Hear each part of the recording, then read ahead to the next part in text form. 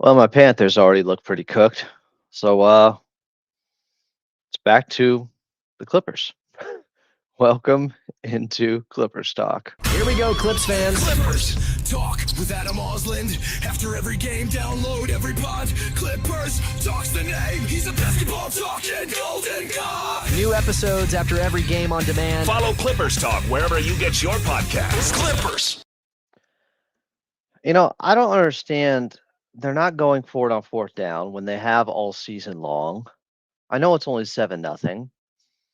They're not even on the Niners side of the field. But what happened to the aggressiveness? Where are we at here? The Panthers have already lost their identity 5 minutes into the ball game. I hate seeing that. And I don't like seeing enough tribute to the history of this great rivalry between the Panthers and 49ers going back to the old NFC West days. I don't get it. I need to talk about Wesley Walls and Sam Mills and Kevin Green, Kerry Collins, Steve Berline, and Biaka Batuka. Named my cat after Biaka Batuka. All right, good to be with you guys. Back to Clippers talk. Yeah, let me make sure I have enough tabs down so there's no issue here. Clippers taking on the Lakers tomorrow. I wasn't planning on doing this. Sorry, I'm a little discombobulated. Clippers taking on the Lakers tomorrow. We'll get to that, but first, this DeMar DeRozan news, which, if you've paid attention over the last 5 years, the Clippers have been interested in DeMar DeRozan for some time. So it's not shocking to me that this report came out from Sam Amick originally. Let me see if I can read this here. Sam Amick of The Athletic. Let's see if we have the full quote. Here it is. DeMar DeRozan, the 36-year-old, who league sources say has some interest from the Clippers, has a partial guarantee on his deal for next season, approximately $10 million of his $26 million. That was the little blurb everyone's running with. And now I'm seeing reporters who I've never heard of before, and they're like, the Clippers could trade John Collins. And I think all they're doing is piecing things together, because this came out earlier this morning, and they're saying, well, if you look, Panthers got a pick. We deserve that. I bring up Sam Mills, Kevin Green, the defense shows up.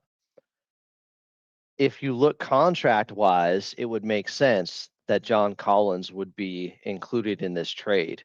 I'm pretty sure that's all people are doing, because I have no idea who these reporters are. And it's no disrespect, but I've never heard of them before. Just coming out of the woodwork, out of nowhere, talking about the Clippers trading John Collins. I think they're just Evan Sideri from Forbes. Okay, he said the Clippers will shop John Collins on the trade market in hopes of finding a more impactful fit. Collins' $26.6 million expiring contract allows Los Angeles to match salary on a larger contract in a deal. Like, if you look at the timing of when this came out, it's like a few hours after the Sam Amick report. I am pretty sure these insiders are just going, well, who would they have to trade to get DeMar DeRozan? And John Collins and his contract matches. I really think that's all this is. I'm not trying to be disrespectful. But then this guy, Jake Weinbach, comes out, who I've also never heard of, from Fansided, or formerly there, NBA writer. He said the Clippers and Kings could discuss a swap deal centered around DeMar DeRozan and John Collins amidst early struggles from both teams. Like, I don't think there's any intel here at all. This is just them realizing Sam Amick's reputable.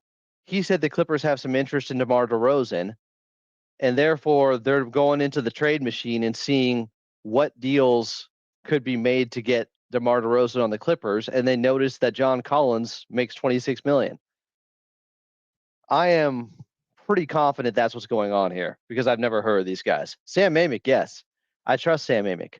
And guys, I can tell you, the Clippers thought they had DeMar DeRozan back right before he went to the Chicago Bulls. They thought they were getting him. I think this was reported at some point. Not trying to break any news, but yeah, the summer of 2021. So this was after Kawhi tears his ACL during the conference run. And that summer, DeMar DeRozan, I think they thought they had a chance at him, like a real chance at DeMar DeRozan then. Now he was 32 then, or 31, not 36 as he is today. So I do think they have valued him for a while. And obviously, Southern California, Compton guy, and Bryce Young throws an interception in the end zone to give the ball right back. Are you effing kidding me?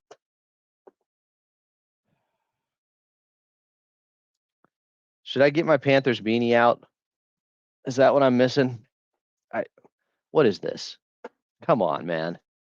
They just got gifted a pick from Brock Purdy, who rarely throws any, and Bryce Young throws one into the end zone in double coverage and gives it right back.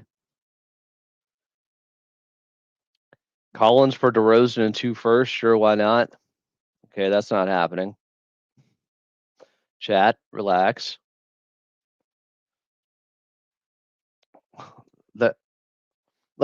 If that was the case, yeah, I'm sure they would do that. Why am I a Panthers fan? Actually, because I didn't like the 49ers growing up because I had to watch all their games up north because regionally there was no NFL Sunday ticket.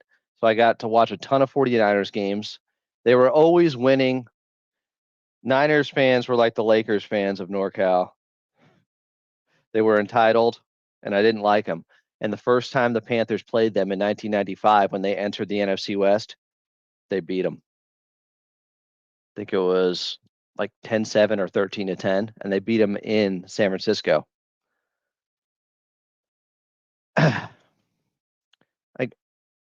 I got to be honest, the fit is a little bit strange to me. That's not saying DeMar DeRozan is a Bradley Beal replacement when DeMar DeRozan takes 2 3-pointers a game, makes less than 1 3-pointers per game is just inaccurate. I'm not sure you know who DeMar DeRozan is as a player. They are not the same. DeMar DeRozan doesn't do a lot for helping out their 3-point shooting and them getting up more shots from the outside. He's averaging 18 points per game this season. He's efficient because he shoots 52% from 2. He's shooting 36% from 3 on 2 attempts per game. Brook Lopez takes more than 2 attempts per game. DeMar is not. He's not a Bradley Beal replacement. Definitely not. If you just want to say a guy who can score the basketball, sure. He's not a 3-point shooter. They could really use some 3-point shooting. It's a little strange to me. I guess if you're staggering them a lot, he and Kawhi, but DeMar's averaging 33 minutes per game. Like, he's a high minutes guy, so they're going to play together a ton. Tuca's going wild because the Panthers are on, and she's named after former Panther Bianca Batuka. And she saw that awful pick from Bryce Young. I can't remember the last time the Panthers were in a primetime game on Monday Night Football or Sunday Night Football. It had to be Cam Newton days. Anyways, so let's debunk the he's a clean fit for what they wanted out of Bradley Beal. He's not. His shot profile is not close to Bradley Beal's. It's closer to Kawhi's in some ways because they're shooting from similar places on the floor. That crossover to me is a little bit wonky. That's a little bit strange. Well, here's how it works at Mexican Nard. They can't get him for nothing. They're going to have to give up something because he makes $26 million. So I think I saw Chuck Moncler put this out earlier.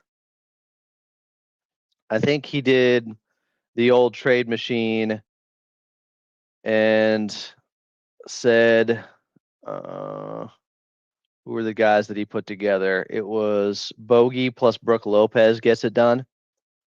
Bogey plus Brooke Lopez. So that would have to open up a slot for Yannick Conan Niederhauser, which might not be the worst thing in the world. Problem is, Brooke Lopez is like one of their better 3-point shooters. People are wondering why he's playing. It's like because they don't have a lot of guys taking threes. Now Kawhi's back, and that helps. Brooks at least at 36% from three so far, and he's taking 4 per game. That's 2 more per game than DeMar DeRozan is averaging. So there's 2 ways to do it for John Collins, Bogey, and Brooke. I'm sure people can come up with other ways. Play Collins at the small ball 5. It may get to that point. I don't think DeMar DeRozan isn't horrible. Anybody saying horrible is just being an extreme doomer. First of all, we don't know how much validity there is to this. It was almost in passing the way it's discussed in this article from Sam Amick. DeMar DeRozan, the 36-year-old who league sources say has some interest from the Clippers. And then some no-name reporters came out and said, "Oh, they're going to trade John Collins." It's like all they were looking at, I am pretty sure, is that the money matches for DeMar. I'm pretty sure. Timothy saying Lopez is horrible. Here's the thing with Lopez. You guys got to understand. He's a drop big. He's a system big. And last season, with the way they were playing defense out there, he would have been perfect as the backup for Ivica Zubac. The way they're playing defense right now, guys aren't exactly funneling dudes towards their centers as well as they were last season at the point of attack. And that's what's hurting Brooke Lopez. I still think he's a good defender in the right spot. He can't make up for all these other mistakes going on right now defensively because collectively the Clippers have been such a letdown in that area. I don't know. Some are saying I trust DeMar hitting an open 3 over Bogey right now in Collins. Great. He's only attempting. You guys know the deal with DeMar DeRozan, right? He doesn't take a lot of threes. He's taking 2 per game, and that's like he had to expand his game to get to this point. He's a mid-range sniper still. Last season, he at least was taking 3 threes per game, but he also only shot 33%. So this year he's taking 2 and is shooting 36%. He didn't really start taking threes till he was 32 years of age, so like 4 years ago. And that's still, this is 90s volume. 2 threes per game. It's nothing. So I don't view him as some perfect replacement for Beal and what he was going to give the Clippers. You could say he's giving them scoring, but he's doing it in a different way. And how much are he and Kawhi going to be competing for the same areas on the floor? I don't know if it's some seamless fit for what they had plans for with Bradley Beal. I don't view it as that. But again, some interest. I know they had interest 4 years ago. I know at one point they thought they had him. And then he signed for $80 million with Chicago. The Clippers could only offer like 5.5. It's like the taxpayer mid-level. So I wouldn't put everything into this or be like it's a done deal or here comes DeMar DeRozan. Again, the report said some interest, and then reporters I hadn't heard of before are talking about them shopping John Collins, and they're doing that because he makes the same amount as DeMar DeRozan, and they're just connecting dots. So I am not saying like this is imminent or here we go. I could see it makes sense to me that if you can get a player that's a better fit for John Collins, who hasn't fit in well, that also is on an expiring contract or at least one that is partially guaranteed, like DeMar DeRozan's next season, that's not the worst thing in the world. I would like them to try to get John Collins to fit, though. It's still pretty early. He hasn't played many games starting next to Kawhi Leonard at all yet. And everybody wanted this power forward that's an athlete that can also stretch the floor. And it hasn't worked out so far. It was Law Murray saying Clippers expected to start Harden, Dunn, Leonard, Collins, and Zubats tomorrow. Yes, against the Lakers. No surprises there. Kawhi Leonard not on the injury report. He banged knees with John Collins. He was seen flexing it, going through some drills at the end of the game.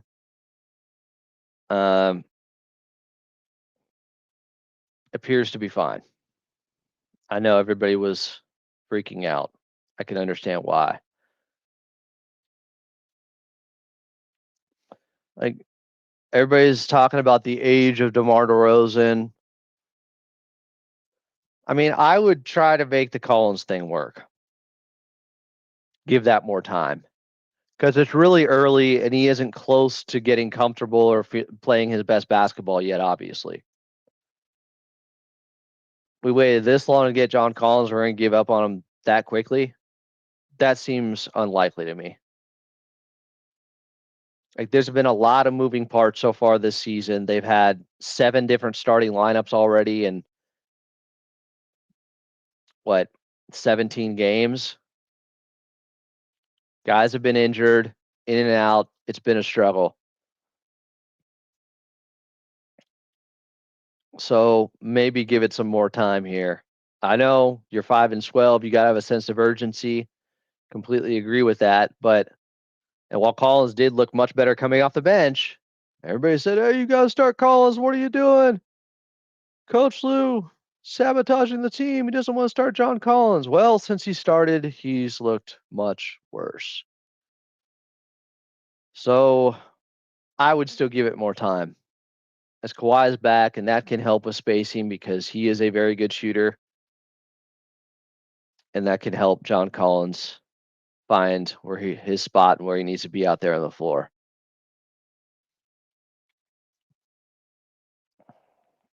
People are saying getting DeMar would be a typical Elfrake panic move. Himothy's pointing out the starting lineup was literally plus 19 yesterday. I didn't check some of the lineup data, but I think we need to see Collins next to Kawhi and make an assessment on that and not overreact to all these different lineups we've gotten so far.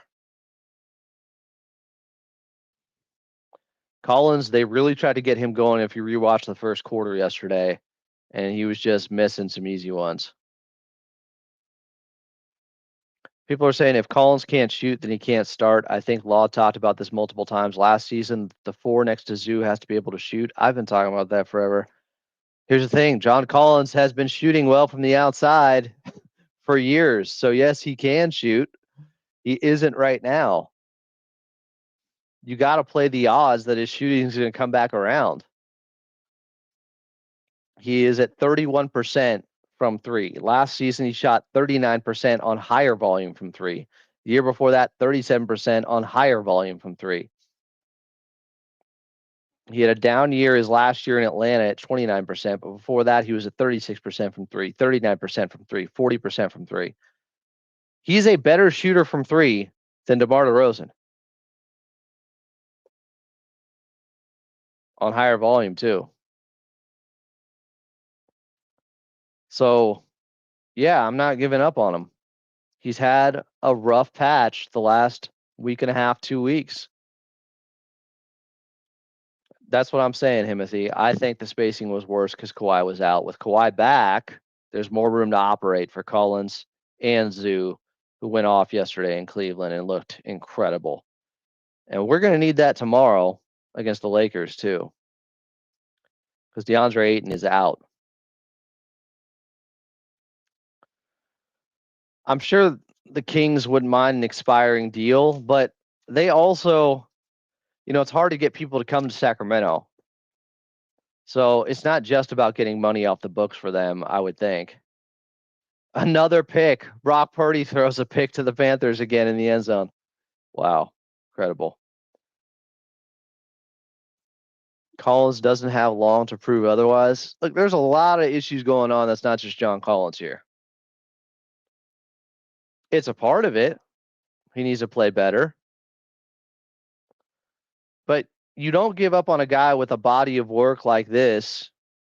And let's see, how many three-pointers has he taken in his career? He's a 36% three-point shooter. That's league average. And he has taken, in his career total, 1,400 threes. And we're going to give up on him because he's taken 42 threes so far this season as a Clipper and only hit 13. That's just bad logic. That's a bad way to go about things. That's a knee-jerk reaction. Do I think Kawhi is still on a minutes restriction? I don't know. I think it might have been 30 last game because he was looking to come back in if the game stayed close enough. Maybe he won't be. I don't know. They need 35 minutes out of him.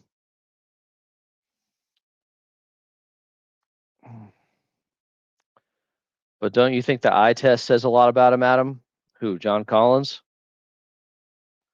Not really. I see him missing a lot of easy ones. Go look at the first quarter yesterday. He started 1 for 4, and he's missing gimmies at the basket. He literally missed a putback dunk yesterday. So I think some of this is in his head. Some of this is just comfortability and familiarity with new players next to him. I told you guys this. Law came on back when he was on the bench and said the coaches felt like he wasn't quite up to speed on both ends, and it has looked like that. He hasn't looked that comfortable. I think it's a problem. But I also think you have to give it more time now that Kawhi's back and he's starting next to him. So I don't know about the DeMar DeRozan thing. I tend to think it's less likely that happens. Just because the fit to me is a little bit strange. I get it. He and John Collins make the same amount of money and it'd be an easy trade. But I wouldn't give up on John Collins yet. I don't know where the Clippers are at with it, though. And I just wonder about spacing-wise with DeMar DeRozan out there. He and Kawhi Leonard hunting for some of the same shots. But I know they have had interest in DeMar DeRozan in the past. Yeah, they do have Monty McNair in the front office now. So I don't know if that would help them or hurt them with making a trade with the Kings, honestly. With the way things ended there. What concerns you most about the Lakers game tomorrow? I'll tell you what. The Lakers are absolutely due from the outside, and teams are shooting almost 39% from three against the Clippers. The Lakers are due. They have been getting good looks. LeBron talked about it last night. They are overdue from distance. And guess what the Clippers do? They give you your best three-point shooting night. At least that's what it's felt like. They're about bottom 5 in opponent three-point percentage. Teams are shooting almost, let me see. Let me give you the exact number what teams are shooting against the Clippers so far this season from three, which is a big part. Yes, they're 26th in opponent three-point percentage. Teams are shooting 38.6% from three against them. When you combine that with where the Clippers are shooting from three, 36.4%, pretty average. That's tough. The Lakers, though, have been shooting just 33.3% from three. And they've been getting good looks. And they look like they're due from the outside. And I'm not going to be shocked if they get 15 threes on the Clippers tomorrow. Made threes. They're only averaging 11 per game. I can just see it happening because they know the Clippers' reputation. Everybody goes into games right now and they're like, the Clippers give up threes. Everybody shoots well against them. Yeah, Luka, Reeves, they only have one Chris Dunn. They don't have DJ. And they just have been very disconnected defensively overall. Let's see what the Clippers numbers are on the season, offensive and defensive rating, and then where they've been the last 5 games or so. I'll go last 6 games since the road trip started because I feel like they've been a little bit better. So they're 21st offensively on the season. And the Clippers are 25th defensively.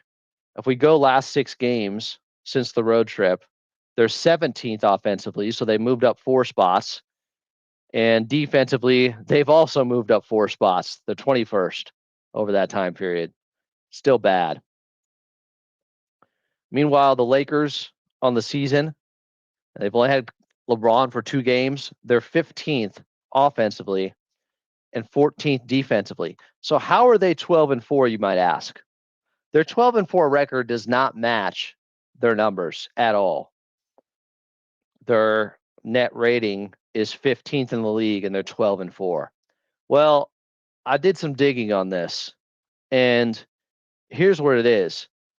The Lakers in clutch time this season are 6-0. So they're winning those close games, last 5 minutes of a game within 5 points. They've won all of them. Meanwhile, the Clippers are 2-5 in clutch time. So the reason the Lakers are 12-4 is that, and also this. Well, they are shooting so poorly from the outside. They're 27th in corner threes. They're 24th on above the break threes. 27th in corner threes is crazy. They're shooting just 32% the Lakers on corner threes. Well, guess where they're first in shooting percentage, the Lakers? Everywhere else. They are first in the league in mid-range percentage. They are first in the league in paint percentage. They are first in the league in the restricted area. Between that and their clutch time record, that's how you get to 12-4. All that stuff concerns me. People thought I was crazy last season when I said I'd take Austin Reeves over Devin Booker at this point. Don't look that crazy anymore. Austin Reeves off to his best start of his career. Could see this coming. He's an absolute stud, averaging 28 points per game. But he is only shooting 31% from distance. So you look at the Lakers, and you got guys like Austin Reeves that are much better shooters than that. You look at Luka Doncic is also shooting the exact same percentage from three, 31.1% as Austin Reeves. He's a much better shooter than that. Jake LaRavia is at 35%. Book's kind of out on who he is as a shooter. Marcus Smart's at 24%. Dalton Connect's at 33%, but he's not playing like big minutes or anything. But Luka Doncic and Austin Reeves are absolutely due from distance. Both of them shooting exactly 31.1% from three. One of them's hitting 5 threes tomorrow. I mean, maybe both. That's what worries me. What should worry the Lakers, though, is DeAndre Ayton is out with a bone contusion, I think. Ivica Zubac should be feasting, and he's coming off a game where he just destroyed the defensive player of the year in Evan Mobley and whoever else they threw at him. Ayton has a right knee contusion. If you were worried about Kawhi not playing in this game, that would have been how he would have been listed, I think, after banging knees, his right knee against the left knee of John Collins. Kawhi is available. He's not on the injury report. DeAndre Ayton is. Well, DeAndre Ayton actually has been good overall against Ivica Zubac in head-to-head matchups. Well, Zoo ain't got to worry about DeAndre Ayton tomorrow and shouldn't have to anyways. Zoo should feast. Jackson Hayes is going to be starting. And Maxi Kleba is their backup big. Zoo better get 25 points at least. At least. I am feeding Ivica Zubac. Now, another pick from Brock Purdy, his third. Oh, my God. And the Panthers can't get a freaking point. I need Big Zoo to get touches early and often. Same game plan as we just saw against the Cavs. The Clippers fed him. I had no issues in that game. He had the first shot attempt, right-hand hook shot over Evan Mobley. They were looking for Zoo all game. Game plan was spot on for Ivica Zubac. I need Big Zoo to be featured and for him to make all the right passes from the outside. Or to the outside, I should say. Because they're going to double a lot. The Clippers have a chance to get a lot of good looks. Because they're going to have to double Ivica Zubac. And he had 4 assists last game. But against Charlotte in that win where James Harden set the all-time scoring record in franchise history in a single game at 55, Ivica Zubac had 6 assists.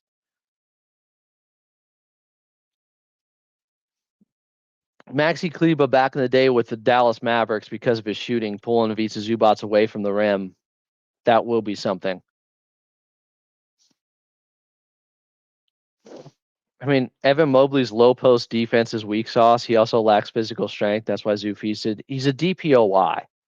If you look at the advanced numbers, his rim protection last season, it's not weak sauce. Yes, you can overpower him. There's not that many guys that can. Ivica Zubac is one of them.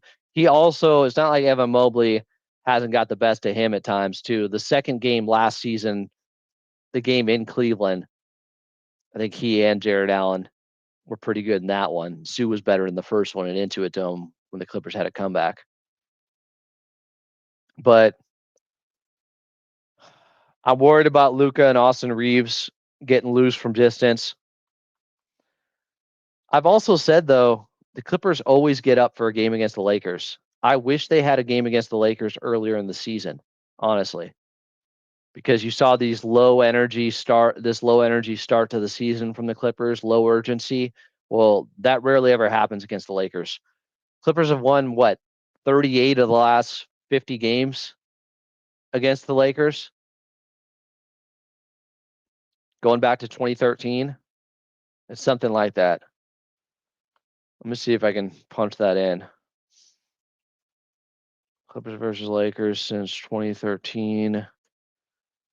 Probably should add record in there. Now, it's different. It is a different Lakers team, a different Clippers team. I'm just saying the Clippers, for whatever reason, crosstown rival, whatever you want to say, they have gotten up and gotten to work against the Lakers. And Laker fans will make fun of it and say, oh, this is your championship. That's the only reason you always beat us. I don't care what the reason is. Beat the Lakers. Lakers just coming off a victory last night where they may have got a friendly whistle late in the game. Marcus Smart holding Keontae George. But I could see the refs letting that stuff go. This is absolutely a must-win type of game. And LeBron James is back. It's his third game. Look, when Austin Reeves, and Luka are out there starting, they have some weaknesses defensively. The Clippers should be able to get a lot of good looks. I would expect Marcus Smart has said in the past, I believe, that the toughest guy to guard is Kawhi Leonard. Let me see if I can find that quote. I believe it was Marcus Smart who said this a few years ago. He said, the first time I played against Kawhi Leonard in 2015, during my rookie year when he was in San Antonio, I just remember him being so quiet, real unassuming. Like if you didn't know any better, you'd think he was just a regular guy coming off the bench. He had that vibe about him. I got matched up on him, and right off the bat, he took me down to the post. The first time he backed me down, he had some body behind it. I was just feeling him out like, okay, this guy's kind of strong. He scored over me so many times, my coach took me off of him. And for me, somebody who prides himself on his defense and being able to hold his own against anybody, that was tough to stomach, man. It also really opened my eyes to the rare talent that Kawhi is. Dude is remarkable. And what's crazy is in these last few years, he's developed his all-around game even more. Somehow he keeps getting better. Trying to guard Kawhi on an island by yourself is tough. You got to take the basket away and push him to your help. You want him to take a contested shot as far away from the basket as possible because his mid-range game is phenomenal.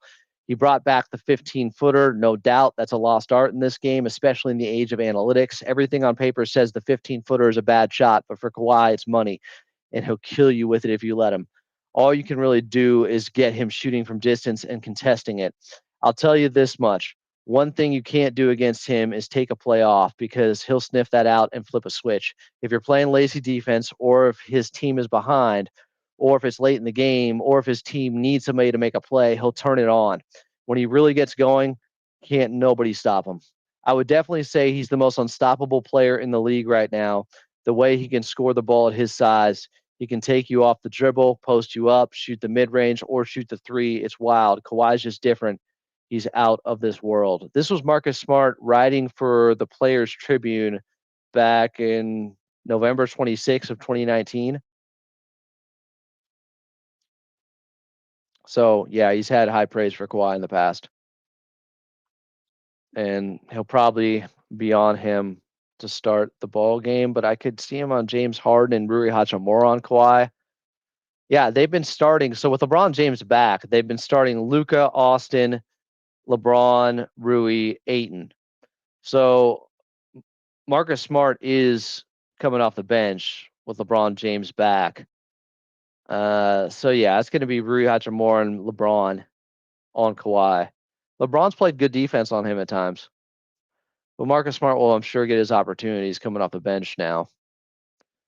If Gabe Vincent's playing 20 minutes, and I wasn't sure if he got banged up. I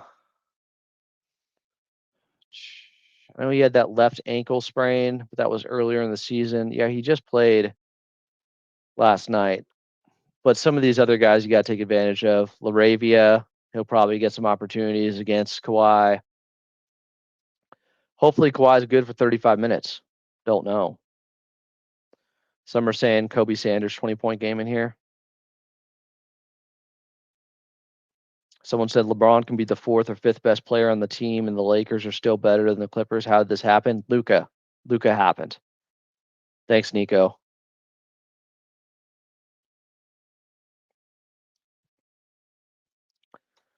So yeah, I'd expect Rui and LeBron switching up on Kawhi to start the game. Ace said Lakers have been a bad matchup for the Clippers since they traded for Harden. They got some better wings in there. All right, the Panthers got a field goal. Remember, for years they couldn't beat them. So let's see here. The Lakers have won going back to, yes, basically since they got James Harden. Although this first game, they didn't have him. Remember the overtime game where right after they made the James Harden trade, he was at the arena, but he wasn't playing yet. The Clippers lost that 130 to 125. Paul George fouled out late. Kawhi had a monster game. But basically, since then, that was November 1st of 2023. They played 1, 2, 3, 4, 5, 6. They played 8 games, and they're 6-2 against the Clippers over that time. Before that, it was barbecue chicken for a very, very long time. The Clippers, going back to 2013, they had something like a 38-12 record against the Lakers over a 50-game stretch. But you're right. Lakers 6-2. The last 8 games. Now, who was available in all these games? You know, with the injuries going on, that's a deep dive that I'm not prepared for. Bogey is questionable with the hip injury. With Kawhi back, he's less of a need, but yeah, they could still use him. Law Murray posted, Clippers will play their 20th game of the season this week. There have been 4 versions of them. See, I think this is kind of fascinating. You guys just look at the record, or some people just look at the record and say, like, well, they're 5-12, they're not playing well. It's like they've had all these different iterations of the Clippers so far. So Beal, Kawhi starting together. They were 3-2. Beal, no Kawhi, 6-game losing streak. Beal done. Collins starts without Leonard. Then they lose DJ. Now it's Leonard starting with John Collins. So, it's the second game we're getting of Kawhi and John Collins. So even though they're 17 games in, unfortunately, there's still probably going to be a lot more growing pains. Hopefully not. Hopefully this is it. Things click. They find this starting lineup to be the one. John Collins get comfortable with Kawhi out there next to him. I hope so. Yeah, Luka and Austin Reeves averaging 62 points per game. But they still have been an average offense and defense so far, the Lakers. They're 12-4 because they're first in mid-range, paint, and restricted area, field goal percentage wise. And they're 6-0 in clutch games, last 5 minutes of a game within 5 points. Jackson Hayes has looked a little bit better this season, but I don't care. Ivica Zubac has to take him to school. How many picks is Purdy throwing? What is going on? And how are the Panthers only having 3 points when he's thrown 3 picks in the first half? You're getting his worst game ever and you still can't beat him? I'm in pain. I am in pain. Do I deserve this? I don't think so. All right. We really need Collins to show up tomorrow. We do. Like, Collins is the type of guy where I think with the type of shots he was missing, Metal Slug 26 last time out, the type of shots he was missing, like, they were gimmies. They were good looks. He needs to see the ball go through the basket. This is more than just, oh, he's a bad fit on the Clippers. I need more data with him next to Kawhi to believe that. This is more about him and his confidence being low right now. Yeah, well, Aiton's out tomorrow, Tom. But he has been good. Collins needs to have a good game. I think he's the type of guy, he plays with a lot of emotion, a lot of passion, and I have appreciated his defense even while he's been struggling on offense. His defense has been better. He's been doing some of the little things. Look at the third quarter last game. I really think he just needs to feel better about himself. The vibe's got to change for John Collins. Yeah, what's the Lakers free throw disparity going back 2 seasons, 2.5 years? What are they, plus 1,500 in free throw differential?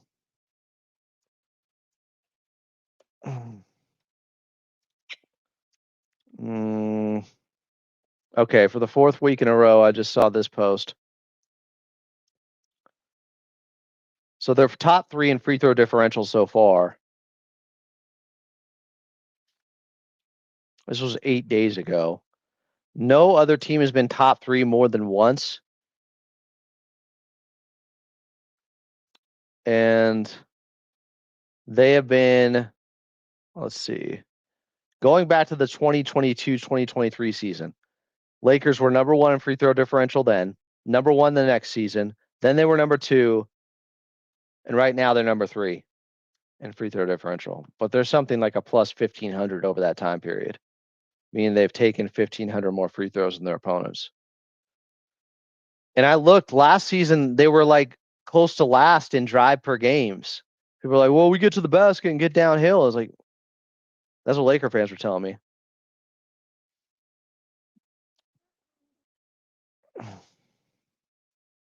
Well, Tim Donaghy didn't ref the series against the Kings in 2002. He wasn't a referee in that series. You're referring to the game 6 where the Lakers got 27 free throws in the fourth quarter to extend it to a game 7. Shouldn't have been a game 7. Shouldn't have. All right. What's LeBron done in his first 2 games back? I know he had the 12 assist game. Remember, he's only played the last 2 games, and they've both been against Utah, a home and home. Oh, by the way, the Lakers had 4 days off. They played Tuesday against Utah in LA, and then they played yesterday, Sunday in Utah. Obviously, day off today. And then after the Clippers game, they have 2 more days off, although the Clippers do too. So LeBron had yesterday 17, 6, and 8. He's focusing. I think he's going to do more of the little things and try to be more scrappy and more of a glue guy because Austin Reeves is playing so well and is scoring so much. But he had 12 assists and some incredible dimes that first game back against Utah. He looked really good. It'll be interesting to watch how they evolve with him back. Maybe that's an advantage for the Clippers that they're still trying to figure out how LeBron James fits in next to Luka, next to Austin Reeves. It's hard to have a good defense with all 3 of those guys on the floor. But LeBron is still capable of playing good defense is the thing. If you watch that series against Minnesota and really how he played the second half of last season, he was playing good defense. The narrative of, oh, LeBron never plays any defense, or they find a few highlights and stuff. It's like he was probably their best defender in that series against Minnesota.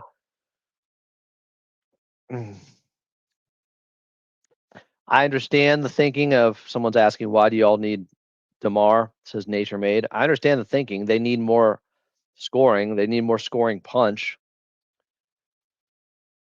I just don't know if that type of player, because he doesn't take many threes, would be the best fit.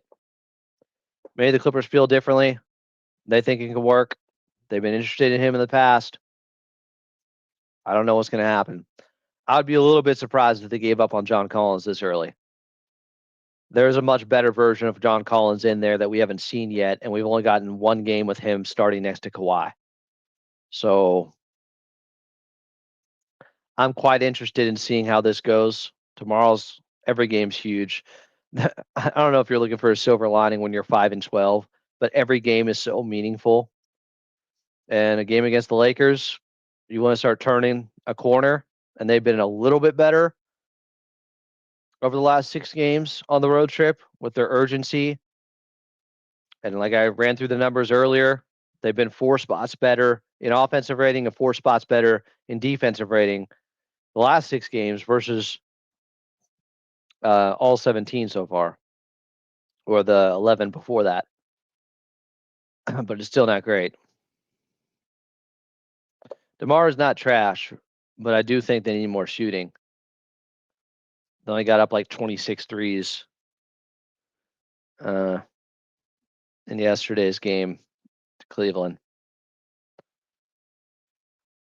Kobe did get free throws. And Bob Delaney was looking right at that play where he elbowed Bibby in the nose. I don't feel bad for the Kings in 2002. They had game 7 at home, but they shot 53% of the free throw line while Shaq shot 73%. If Shaq outshoots you the free throw line, you deserve to lose. There shouldn't have been a game 7. And how can we act like if you get literally screwed in game 6, that's not going to screw with your psyche? Like, it's pretty tough when you feel like you should have already won the series and it should have been over. Don't feel bad for the Kings. That should be an automatic block, but I'm not going to do it. Lakers sympathizer? What is this? Laker fans admit that series was rigged now. The further you get away from it, the more you hear that from Lakers fans. Certainly wasn't hearing it then.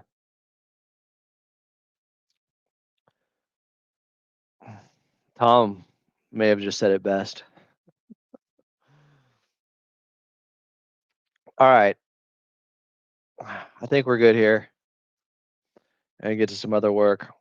There were a couple other things I wanted to look at actually with the Lakers and where they are with rebounding, even though they won't have Ayton, so it's not exactly a great indicator.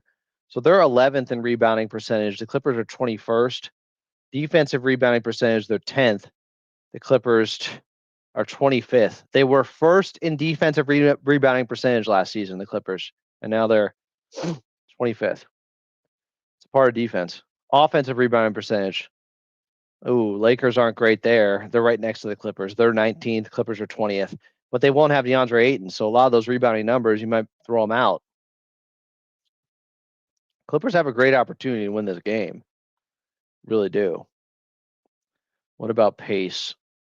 So Lakers also, they're 16th in pace. I know Clippers are 29th, so it's still a stark difference. But they're not top 10 or anything. Although they might try to play faster without Ayton. If they go small with Kleba at times, Jackson Hayes can run like a deer. It's a little bit concerning. I can see that because everybody tries to run when they play the Clippers now. They know what all their weaknesses are. Clippers giving up threes, giving up transition points. In fact, what are the Lakers in fast break points? Probably should look this up.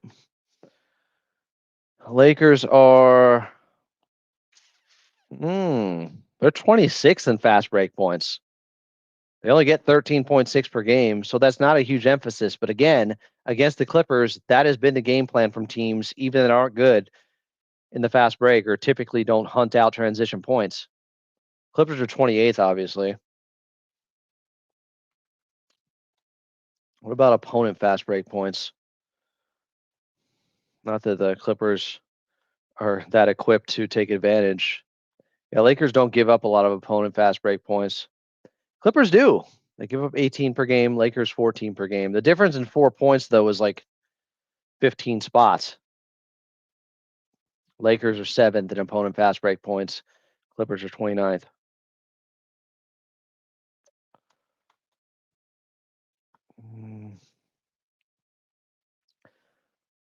It's an NBA Cup game. People joking about NBA Cup or bust. Clippers have been good in Cup games so far. Traditionally, they've been good against the Lakers the last 15 years, but not the last 2 years. Something's got to change. Alex Webb's going to be there. I'll be back in Burbank Studios. I mean, outside of James Harden, I guess that's fair to say that there aren't a lot of bright spots for this Clippers team and how they're playing right now. Ivica Zubac has been better the last 2 weeks and obviously coming off almost a career game.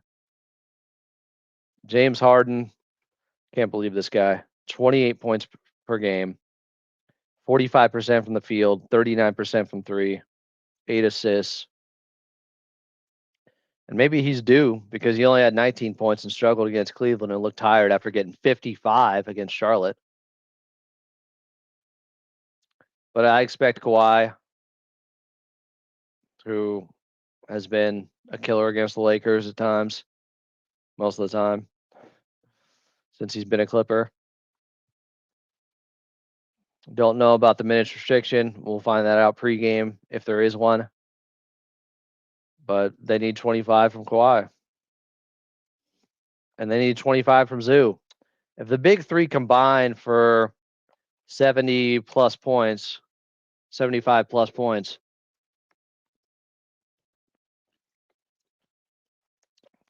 80 plus points. I need 80 points combined from Kawhi, Harden, and Big Zoo. Guys don't. They're going to try to double Big Zoo. Rui's going to come over and help. LeBron's going to come over and help. Jackson Hayes. Zoo's got to be dominant. He loves getting up for the Cleveland Cavaliers games, and he's been pretty good against the Lakers over the, he's got added motivation against them. He has been good since they traded him to the Clippers. Still a modern miracle. So I could see him having a good game. He needs to, but I can definitely see it. He might be my player to watch. Had him last game too. So did Carlo. All right. Appreciate you guys. We'll see if there's any more developing news on the DeMar DeRozan front, but I don't know. I'm skeptical. Get John Collins going. They get John Collins going, and I just mean 15 plus points. That's it. Nothing crazy. He's very capable. He needs to see an easy one go early. All right. I'm at a Moslin. We'll talk to you tomorrow. Pregame at 7 because the game is at 8. It's an NBC game, so late night hour start, late o'clock, 8 o'clock tip off. Talk to you guys then. Clipper Nation, keep the faith, be good.